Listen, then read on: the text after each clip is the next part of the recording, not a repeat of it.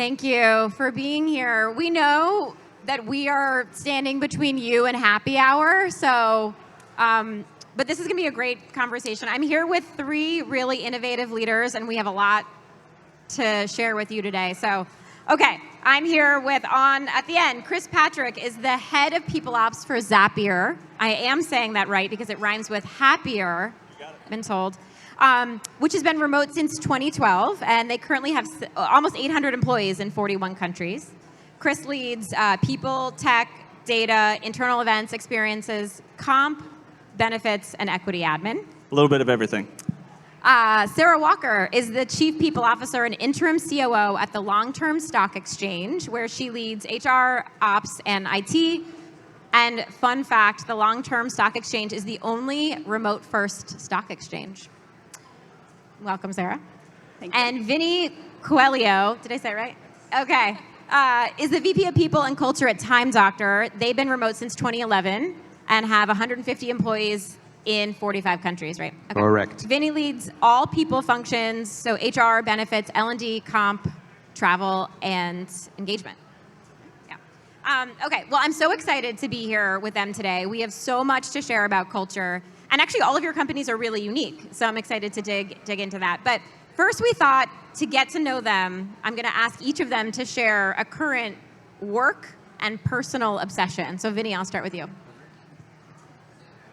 Well, personal has been tending my vegetable garden. I just moved to a farm recently, and we have a fruit garden as well, so I'm really excited about that. And at work professionally, there's a lot of things ongoing, but definitely how to engage more with people, how to make people engage more. I think engagement is my main theme right now. So engagement and gardening. Got it. Okay, Sarah, how about you? Okay, so from a work standpoint, I made up this phrase, take it if you want, fear the DM. So I am trying to constantly encourage myself and the team to not send a DM, because what happens in a remote culture is that I'm like, you know what, I don't want to bother the whole team. I'll just message Erin, and then this person misses out, and then we spend actually more time filling each other in. So fear the DM. And then on a personal note, I feel like this is very last year, but I'm just getting into it, which is pickleball. I've played a few times so far. I feel like every time I play, my skills are going exponentially up. Highly recommend it. Okay, more public channels, less DMs, and more pickleball. Okay, got it. Chris? Well, if you were at Raj's session this morning, I spend most of my time obsessing over whether I'm talking to the real Wade or the bot Wade, and debating him endlessly. But no, in all seriousness, you know, kind of the change, the digital transformation that we're seeing with AI, spending a lot of time, you know, how we implement that at Zapier, how do we kind of keep pace with change that's happening within the AI space. So that's on the professional front.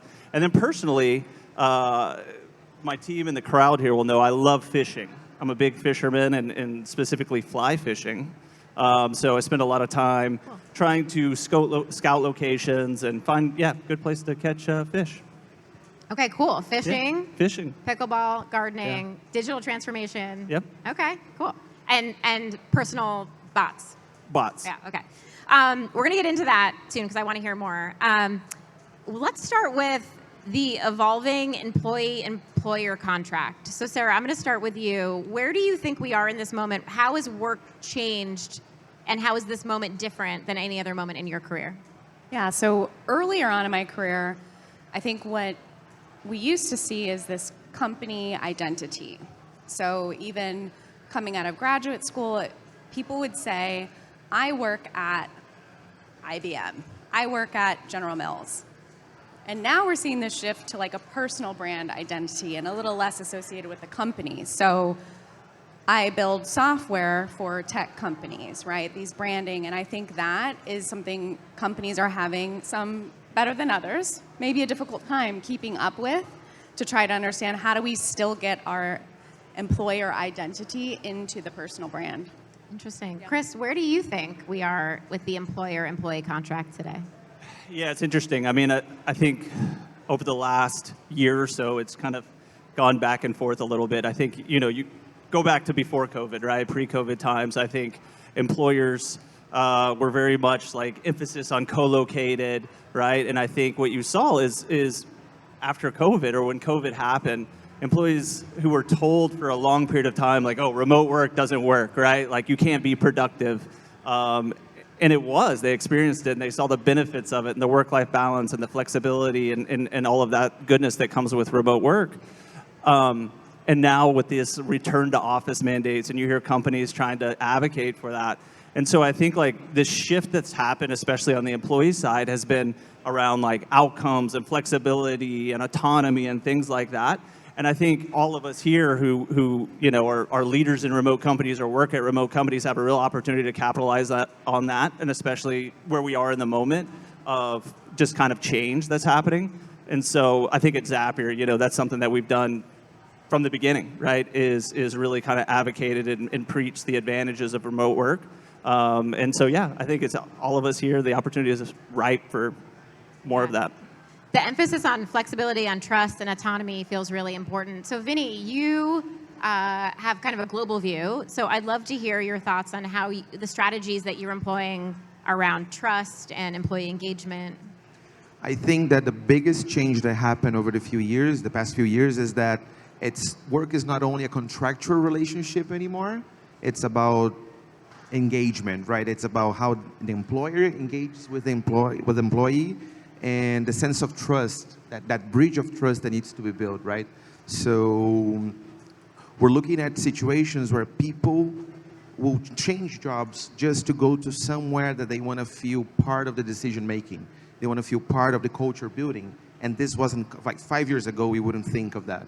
So I think that's a big change. And when you bring people together, when you bring people forward to build culture in the company, to help build the results, to have a voice, you create something very special. How do you leverage tech to enable that? I'm assuming at scale for a remote, like distributed company, you are leveraging like tech.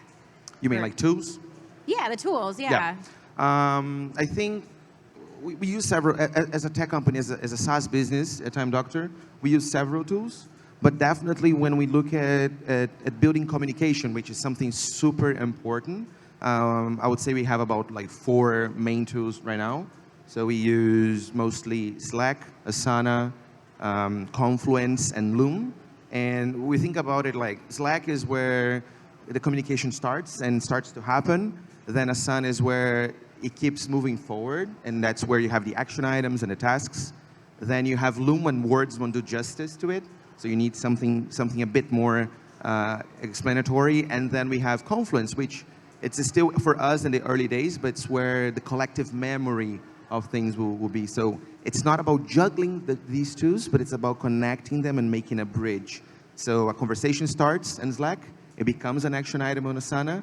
There is that, it can be linked to a Confluence page, and then it goes back to, if you need further context, it goes back to Loom, and it's a circle. That's great. And that's how you explain it to employees, like how you've connected all of those tools for them. And it's an ongoing process, but yes. That's great. Yeah. Chris, how do you enable asynchronous communications? You're in over 40 countries, too. Yeah, it's a great question. I mean, just as Vinny spoke to, we have a whole host of tools that we use. And I think what's really important is how you use those tools, right? And making sure that you're intentional, right? And as you bring new people in the door, right, that they, during onboarding, understand how Slack is used, or when and where to use Zoom, or when and where to use Loom. That way that it's very inclusive, right? So everyone is, to your point, like, fear the DM, right? Like, conversations aren't happening in DM, public communications happening, so that everyone can gather that context and have that context of the conversation or the decision or whatever the thing may be. And so I think it's super important, beyond just the tools, is how you utilize those tools, how you educate your workforce on which and where those tools are used effectively, and then being consistent with that over time, and then making sure that if there's behaviors that are happening, or kind of like this organic growth of like, oh, well, we'll just take everything to DM, which we've seen numerous times, to encourage, if you're part of those conversations that are in DM, saying, hey, let's take this to a public channel. Let's have a conversation in a public channel. That way everyone else can have the same context that we have, and it just helps with that collaboration. Sarah, your work obsession right now, the no DMs. But you're in a highly regulated environment, so I think a lot of people here probably have experiences or policies or tools similar to Chris and Vinny, but your company has to be different. So how do you think about async communication and tools? Yeah, so similarly, within our tech stack, we have a variety of tools. I'll plug two. So one, you already mentioned Asana, and I think that has helped our team operate more effectively.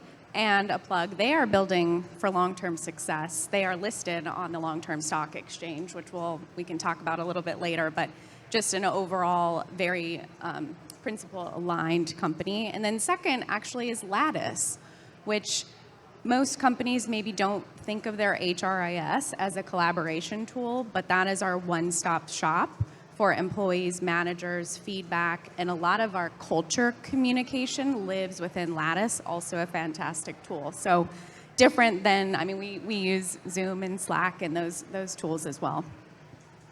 Yeah, I mean, I think Slack is everywhere now. I think for a while it was kind of only in like smaller organizations, and now it's, I mean, Brian Elliott from Slack. Yeah. No offense, Microsoft Teams users. What'd you say? Sorry. No offense to all the Microsoft Teams users. Microsoft. Oh, I mean, that's another panel over drinks later. So I want to talk about AI. So you mentioned this earlier. Raj was on stage talking about, he didn't see it this morning, about digital twins, about personal bots. Zapier uses AI, your tools, and then internally. So I'd love to hear your take on AI for your organization and what you're thinking about and excited about. Yeah, it's a great question. We've tried to keep up with the pace of change of AI. Going back to when ChatGPT 4 was launched back late 2022, 2023, whenever it was, our founders kind of put out a code red, said, hey, look, like we want to make sure that you understand how we see this transforming how we do business, right? And also potential market threats that it has for us in a business. And this was, I think initially, led to some like fear for folks of like, oh, AI is going to come take my job and all these different things. And so I think what was super valuable in that was that we were able to bring folks along for them to understand how they can work alongside AI, right? There's things that humans do uniquely well, right? And Raj talked a little bit about this morning as well. And so now, fast forward to today, right? We've built up that kind of baseline understanding of like, hey, this is where we're headed with AI. Here's where we think AI fits into our business, our product, and then within our company as well.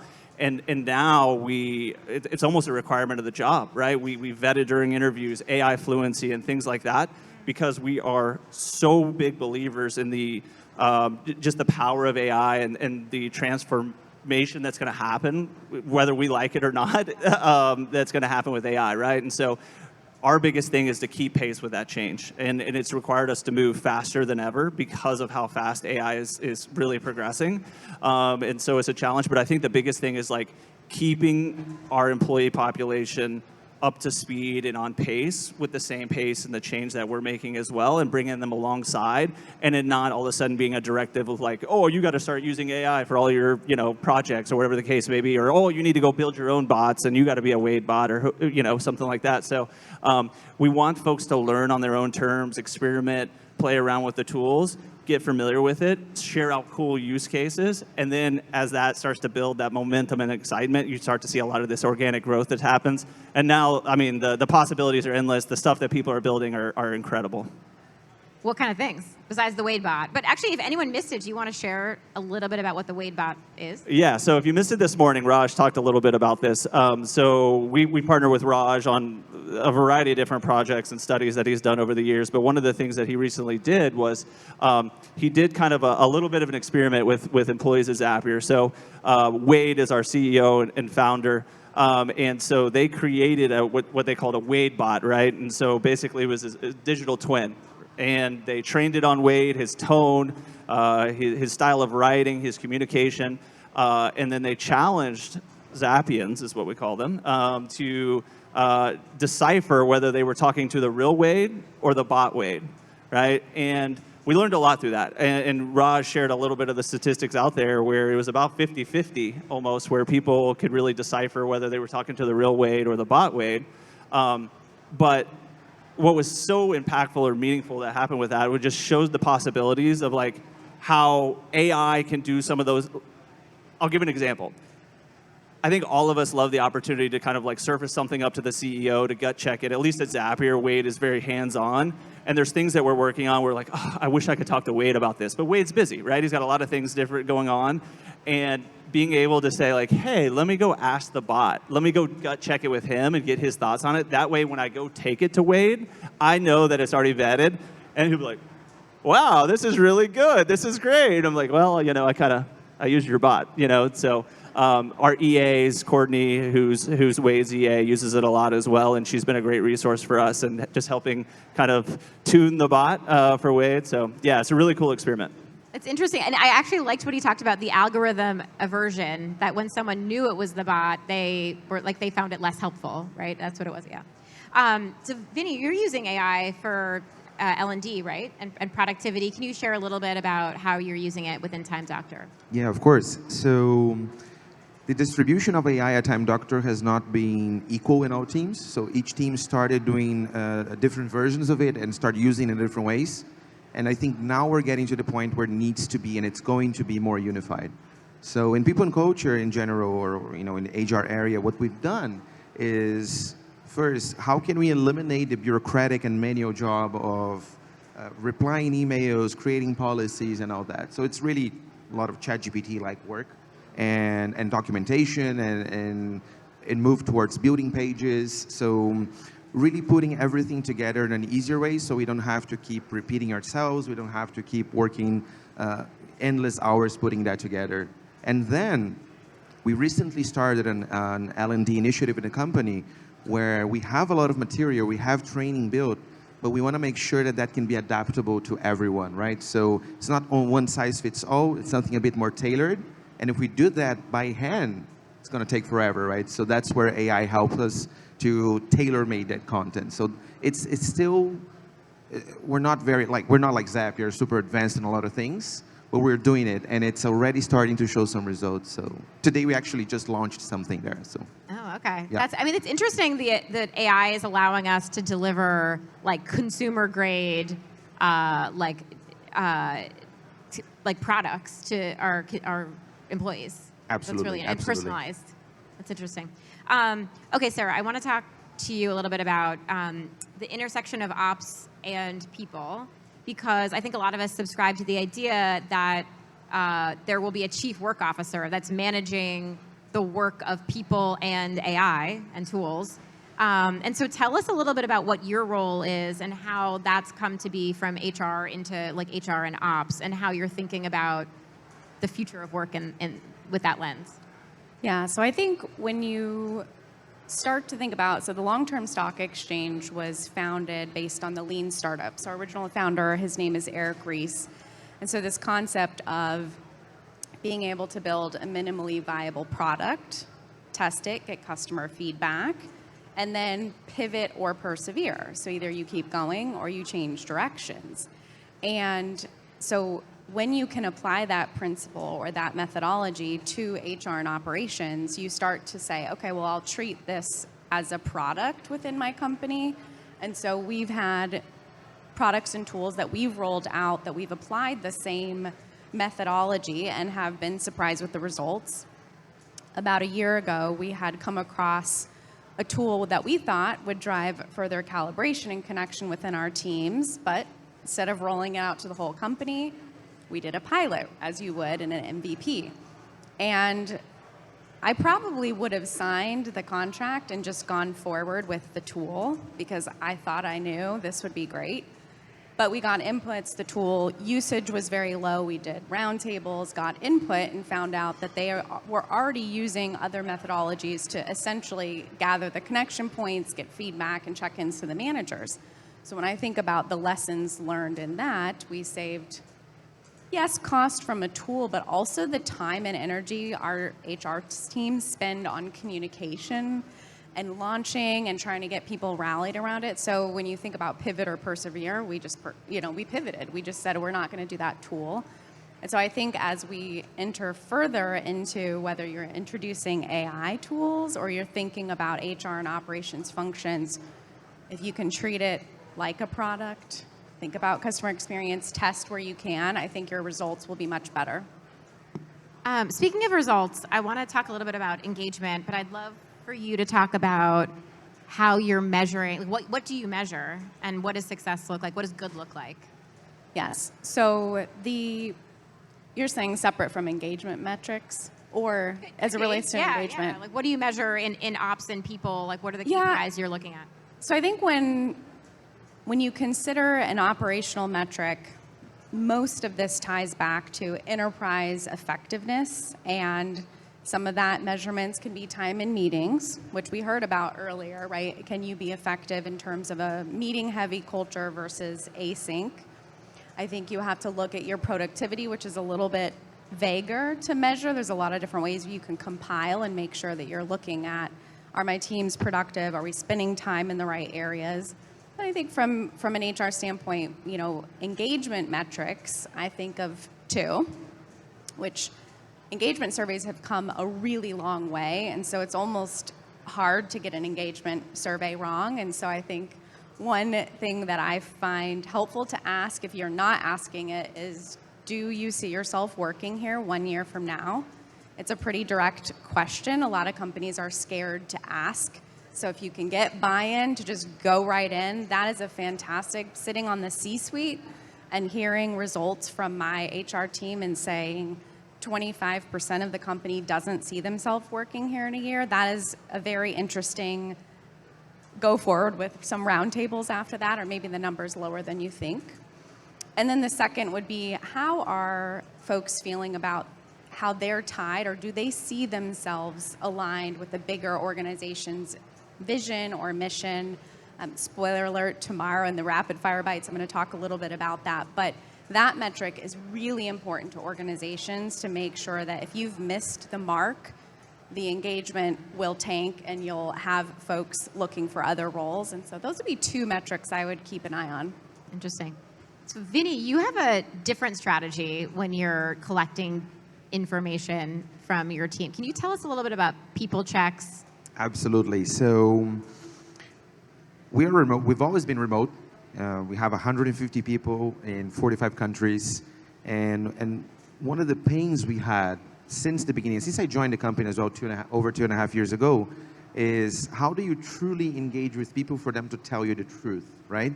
And it's not very common to have an HR team that people fully trust, because it's kind of complicated, right? So what we did, we started this initiative 3 years ago, about 2.5 years ago, which is the people team goes and speak to every single employee, twice a year at least.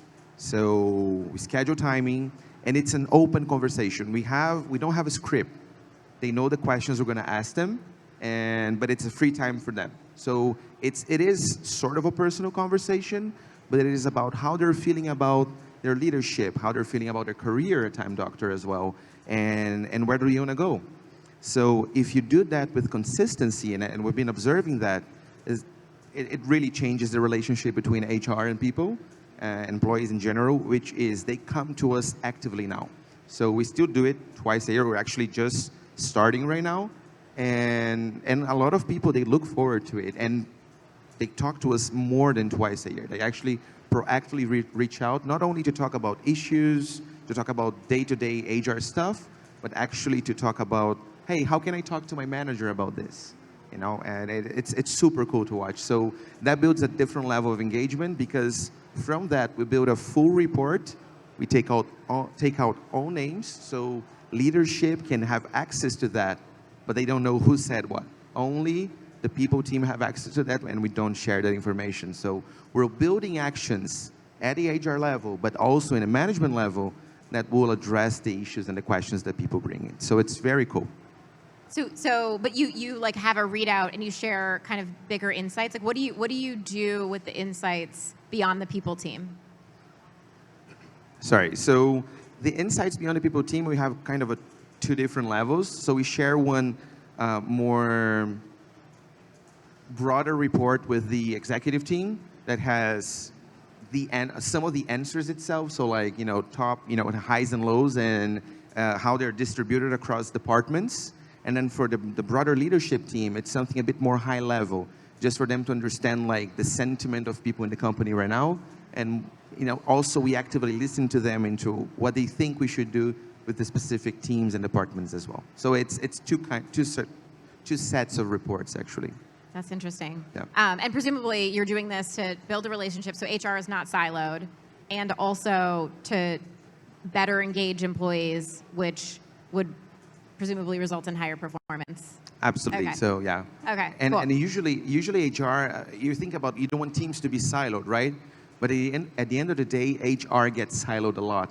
So this was an initiative we found that can really bring us to the center of the conversation as well, and builds a great bridge of trust with employees. So. Okay. Interesting. Chris, speaking of performance, you have a culture of high performance. I want to talk about how you define that, how you keep the team performing. Tell me about that. Yeah, it's a great question. And frankly, I think it's something that we've built over time and we probably weren't very good at initially, right? For those of you who don't know, Zapier is a bootstrap company. We were profitable almost from day one, and we saw a lot of success from that. But what happens is that, you get hyper-focused on ARR and growth, and you start telling yourself, well, everybody must be great, right? And to be clear, to an extent, everyone is great. But I think when you start to look at how you manage performance and how you're able to make sure that folks are working on the right things at the right time, and all of it ties back to our strategy and our goals and things like that. I don't know that we always did a really good job of equipping our managers with the right kind of like expertise, training on how to have effective conversations, right? And so I think what happened, and this kind of goes a little bit to some things around change management and things like that, is I think some employees felt that it was a little abrupt, right? Like all of a sudden, like it was kind of like, kumbaya and drum circles and everybody's getting along and we're all having fun, right? And then it was like, hey, no, we need to focus on this, and we're building this product, or we're doing this thing, and we all need to be hyper laser focused on this. And we started to train up our managers to have some more of those conversations. And I think like the biggest lesson learned from that was like start now, right? Like don't wait, don't, especially at different stages of companies. I think the earlier stage stuff, they don't pay enough attention to this, especially around making sure that managers and leaders are like really well equipped to have like frank conversations and direct conversations. Something that we very much subscribe to at Zapier is radical candor, right? And making sure, and what we found through that is that ultimately, whether it's good or bad, people want to know where they stand, right? They don't want to be left wondering. They don't want to be thinking themselves, well, I think I did a good job, but I don't know if I did a good job, right? And a lot of times, I think, especially with early career managers or managers who are just not like well equipped to have those type of conversations, they tend to kick the can, right? Oh, I don't want to talk to him today. I got this one-on-one. Like, I'll talk to him next week, right? And then it's next week, and then it's next week. And you're actually not setting up the employee for success, right? Like, they think they've been doing a good job this entire time. And then when you do have to go have that conversation, right, it's like, whoa, I thought I was great, right? Like you never said anything, or it's these twice a year or once a year kind of performance reviews where those conversations happen. And so I think like for us, we evolved that over time, and we invested heavily in learning and development. We have a huge learning and development team relative to the size of our company. And we do, directors huddles and manager circles and things like that to really like collaboratively learn from each other. Like, hey, what's worked for, well for me as a leader, and what tips and tricks can I share? And that's helped us get to a spot where like performance, higher performance, accountability is definitely on everybody's mind. And we actually see that, tying it back to the engagement survey that we were just talking about. We're actually able to segment the data by high performers, and what would be considered lower performers, right? And we have a question on there around accountability, right? And we see a stark difference in the scoring for those folks who are kind of our traditional high performers, and they score low rating like how much we hold others accountable, they score that low, right? Or they did score that low. Whereas some of the lower performers are like, oh yeah, it's great, we hold everybody accountable. And so you're able to kind of like segment the data and start to tell a story to be like, oh, maybe we should focus on this, right? Like we risk losing some of those high performers who feel like that we're not addressing underperformance, right? And so it's not just the leaders that care. Everyone cares, right? And I think it's super important that folks prioritize that and really just like educate and train up their workforce and their management layer to really have those frank, direct conversations. Yeah, you talked about the role of the manager, and you also talked about transparency, which, as we know, like remote companies need to be documenting a lot of this. So how are you transparent about performance and expectations? How does that cascade through the organization? Yeah, so similar to Sarah, they use Lattice. We have a small improvements is what we use for goal setting and things like that. And one of the things that we require is that everyone set their goals to public, right? So everyone can see everybody else's goals, right?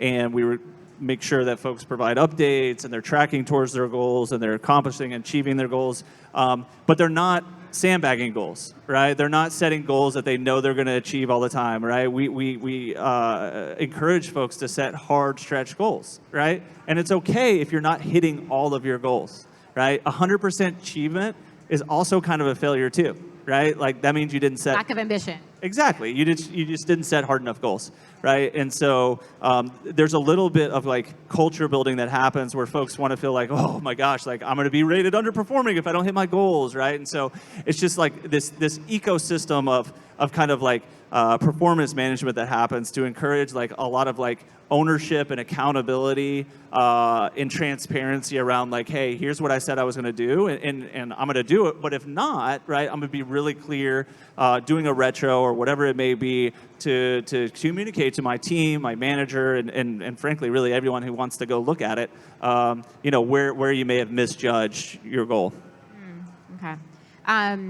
Let's talk about leadership. We talked about managers and performance. Let's talk a little bit about leadership. We've heard in other panels how burnt out a lot of people in HR and ops are because of the crush of work coming to them. This moment is really challenging. The role of leader has changed a lot in the last few years. Like, it's not just managing someone's work. It's positively impacting the lives and livelihoods of their employees, their families, their communities. So it's a totally different job. Sarah, I'd love to hear from you. What do you think the role of leader is right now, and what are you finding the most challenging, and also what's the biggest opportunity? Yeah, so I think the leadership challenge, I think when I would hone in on maybe change management, burnout. So as it relates to burnout, I like to tie back to any Mr. Rogers. Anybody ever see that show? Okay. So what did he have? He had comings and goings. He put his sweater on when he got to the show. He left. So there was these physical rituals that he would do. And I think leaders, I actually had a conversation earlier and sort of heard my leaders or executive team is always online. I feel that. I feel like it's a 24/7, especially in a remote environment. And so trying to find little things, like in the morning, for example, I will walk out of my building and go get a Blue Bottle coffee and then walk back into my building. I live in New York City, and anytime you can get outside and then before you go back up into your smaller New York apartment, or if you have your fuzzy socks and you're like, when I get to work, I put on my fuzzy socks, then I'm done, I take them off. And granted, I think we don't work in a 9-to-5 environment anymore, but the more you can build some type of ritual that says I'm transitioning in and out, I think helps leaders with burnout, and you're setting a great example.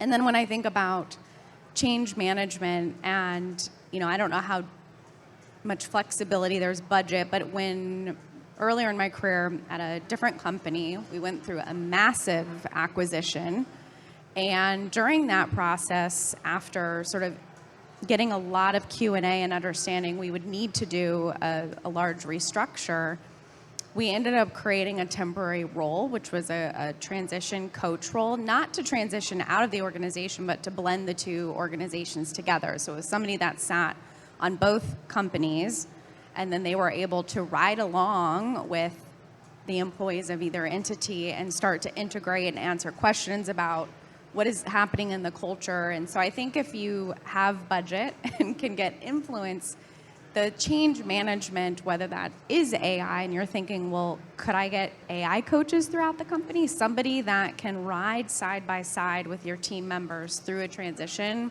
I think those are tools that leaders could use when they're facing quite a bit of challenges right now. Let's go there to change management, because I think a lot of the success of leadership right now, organizations, is successful change management, whether that's hybrid or AI or DEI. So Chris and Vinny, what are your thoughts on change management? Like, what are the challenges? How are you thinking about change management in this time?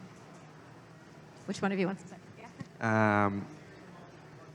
I tie it back to a personal experience I had many years ago. I come from a different industry than HR. I went to college to study hospitality management and culinary, wanted to be a chef. And it is a brutal industry. It's not employee forward. They don't take care of people, and it has been like that forever. So fast forward a few years, when I get into the corporate role, I decided to work with HR, and specifically going in tech HR. A lot of the same things I saw in those days happen in the companies as well. So managers not really treating people well, not taking care of them, and not realizing and understanding that all results, everything comes from people. Nothing comes only from technology. People are still at the forefront of everything. So to me was adjusting that mindset and talking with peers and understanding how can HR influence executive leadership to think about people. And that's still needed in tech. So it's not a structured process. In each company and with each leadership team, you're going to have different challenges, but it's all about how you can be people-centric, but still business first. You're thinking about the business, you're thinking about the results, but you're focused and centered on people.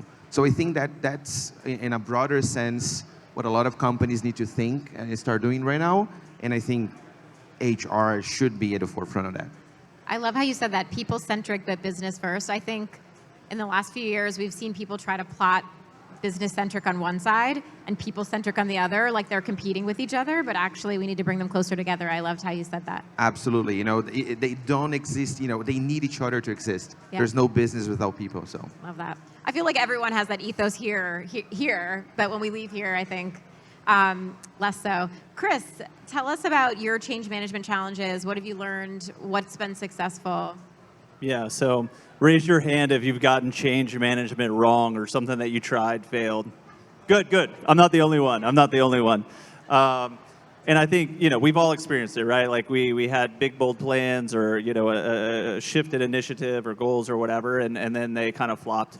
And I think the common thing that happens is there's a lot of things that you look back on and you're like, oh, I didn't involve stakeholders, right? I didn't make sure that I brought everyone along. I didn't prep and plan correctly. And I think that's what we've seen. And I think what's most important is we make those same mistakes too, right? And we've made them often sometimes. And I think taking a moment to reflect back, I think a lot of times folks just want to be like, okay, well, that wasn't good and let's just move on or whatever, right? And they don't really take a moment to reflect back and say like, okay, what should we have done differently? And one of the things that we learned early on was like, we kind of maybe want to put a playbook together for this, right? Like when we have large changes, how do we go about kind of navigating this change? How do we make sure that we read in the right stakeholders or the leaders? Because ultimately, at the end of the day, those are the folks who are going to have to like advocate for that change, right? You need to get them bought in first. And one of the things that I tell folks all the time, right, is like it only gets harder, right? Like at 100 employees, like it's much easier to make a change. You can kind of pivot, okay, and it's like, okay, you can get more people on board. If you're familiar with Dunbar's number, right, like it's at 150 is where you start to kind of lose context of who everyone is. But once you get to that point, it's kind of like turning the Titanic, right? Like we have 800 people, right? And so trying to change something that's super impactful is hard to do without like careful planning and like just not going into it with like a hope and a prayer. You know what I mean? Like you've got to really plan and talk to those folks and build those folks or bring them along to make sure that they're bought into it. So that's like the biggest learning, right? But too many mistakes to name just one, probably in my career, as we all have. But I think that's like the biggest thing is just making sure that you put something together and plan for it, and you can be ready the next time. Yeah. Well, one thing I've learned about you is that they're all learnings to you. I feel like you're processing them all as learning, so I think that's the right way to think about it. Well, one thing I love about all of you actually is how you're building for the long term. And so, Sarah, I want to ask you. I mean, your company exists to help companies think about long-term success and both profit and people. So, can you tell us a little bit about that? Yeah, so short-termism, let's make some definitions. So if you think about what is short-term versus long-term as it relates to a company's life cycle, short-termism is usually tied to quarterly earnings, and you're making decisions that optimize short-term profits. So the long-term stock exchange is trying to flip capital markets on the head and say, well, what would happen if we started looking at long-term behaviors that drive long-term value? And so there is years and years of research that they studied in partnership with Stanford and some of the most successful long-term companies, and they narrowed it down to several behaviors that those companies were doing. Those later became listed principles that companies list on the long-term stock exchange. But in there, if you double click, one of the principles is around broadening your stakeholder value. So if you think about short-termism, your number one stakeholder that you're making your decisions off of is your shareholders. In long-termism, we say, well, can you look at a broader list of stakeholders? So that includes your employees, it includes the communities that your company operates in, it includes the environment and how you interact with the environment. It still includes your shareholders, also different types of investors. And so what the point of all of this is, companies that are taking a broader look at their stakeholders and trying to drive value for all of them show more long-term success. And so I think we as HR leaders, maybe not everybody will eventually list on the long-term stock exchange, but you as a thought leader in your business to be able to point back and say, how do I look at all of our stakeholders and how is this impacting us?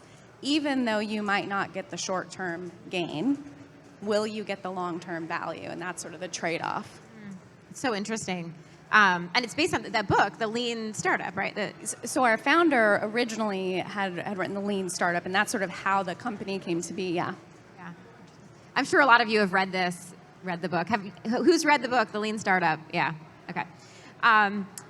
Vinny and Chris, I'd love to hear how you're thinking about building long-term value at your companies. Chris, do you want to start? Sure. Yeah. I mean, I think like the way, not to keep talking about AI, but I think it's important. The way that we are working is changing, right? And I think it's going to be important for folks to learn how to work alongside AI, right? And one of the things that we're doing, going back to what I was talking about earlier with helping our employee population like really understand where they fit in and what they're uniquely good at and things like that. We think that generalist skill sets will be like super valuable in the future, right? A lot of the like very specific, nuanced, or administrative or repetitive things, those are the things that AI does really well, right? And so we really focus on talent agility. Within the people team, we so affectionately call our talent agility model TAMI. And so you'll hear a lot about TAMI and things like that. And what we do through that is we encourage folks to explore opportunities and things like that outside of their normal job description. And I think a lot of companies do this, right? Like they're like, okay, yeah, like do some stretch opportunities, things like that. But I don't know how much like strategy goes into it to like really understand. And what's important for us is that it not only helps Zapier, right, our business, but it also helps the employees, right? Like we want to make sure that we're setting them up for success, whether that be at Zapier or beyond, right? We want to create like opportunities for folks, and we understand that not everyone's going to retire from Zapier, right? And so how do we create opportunities for them to like work alongside AI, learn skills, learn how to use AI in a super effective way, whether that's, like the digital twin example or something like that. There's endless possibilities to do that. But I think for us, like operational agility, we do that through some of that, like, hey, start working on some of these other things that maybe you're less inclined to do. Sasha, who may be in the crowd or not, she's our head of events. There she is. Hey, Sasha. She works on a variety of different things, right? Like, she works on our company all hands stuff. She, all kinds of different projects that she gets involved in that's not like events, right? And she excels at it. She's very good at what she does. And but anyway, these type of things are going to benefit folks like Sasha or whoever, myself as well, right? And getting more exposure to do things that are probably maybe better suited for AI. What about you, Vinny? For us, this is a big challenge, and I think for the first time, we're really starting to look into it. As Chris mentioned, AI is a big challenge, but for us, what we're thinking right now is how do you build long-term value in the relationships with employees is we got to upskill them. So it's about upskilling people. It's about getting them ready to do the job they need to do now and getting them prepared to do the job of the future. And that's when AI comes through, and that's where we need to make sure they have visibility that they can build a long-term career time doctor. We've been around for 13, 14 years now, and we do have a lot of people that have been with us for over 10 years. So that's something that we already do, but we've never done it in an organized and structured way. And I think that's the first thing we're looking at right now is how do we upskill people? How do we get them ready for what's coming next? And then at the same time, and still slowly and first steps for us is how they can build different paths internally, right? How they can see different career trajectories within Time Doctor, which is something as a smaller company than Zapier, for example, it's still a challenge for people to navigate that, but it's already happening. So I think that for the first time, we're really looking into the long-term future of the people. So it's AI and also the constellation of skills that they would need. Learning and that's development. Like a strict career ladder. Okay. So get your questions in. I think they're going to come up in a few minutes and start asking them. So in the app. Okay, last question. So final words from you before we answer the audience questions. What is one piece of advice or promising practice that you want everyone to leave today with? Vinny, I'll start with you. Talk to your people. Be close to them, engage with them. Again, there is no business without people. And as HR, we're a lot of the times cornered to, just look at policies and the very operational things of HR. And what we gotta do is we gotta go to the field. We gotta be with them. And whatever initiative you can do or whatever ways you can do it, talk to them. To me, it is like, if you leave this with something from my end, talk to people. People checks for everybody, or people just checks for everybody? whatever it takes. Sarah. Yeah, I think it's been a little bit of a theme today, but intentionality is your superpower. And so being able to go back, we get all energized when we go to conferences and you're like, I'm going to change my company. Like, I am ready, my notes, and then you get back and you're like, okay, now I'm bogged down in my day-to-day. So finding a way to sit with yourself for a minute and say, is there anything that I took away in the last 2 days that I could be really intentional about and bring it back to my company? That is your superpower.